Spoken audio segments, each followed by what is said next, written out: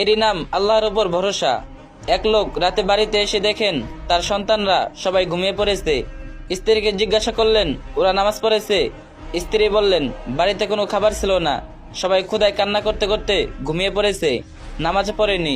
ওদেরকে জাগিয়ে দাও, ওরা নামাজ পড়ুক। ওদেরকে জাগিয়ে ওঠালে খাবার না পেয়ে ওরা তো ক্ষুধায় আবার কান্নাকাটি করবে।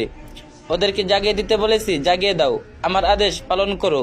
তাদের রিজিকের দায়িত্ব আমার না, রিজিকের দায়িত্ব আল্লাহ তাআলার উপর।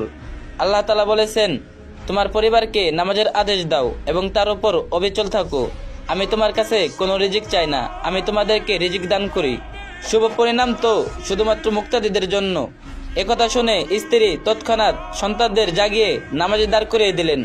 নামাজ শেষ করে যখন তারা উঠল, এমন সময় দরজার বাইরে থেকে সালামের আওয়াজ ভেসে আসলো। দরজা খুলে দেখলো এক লোক, তার কাঁধে অনেক খাবার। লোকটি বলল, এগুলো আপনার পরিবারের জন্য গ্রহণ করুন।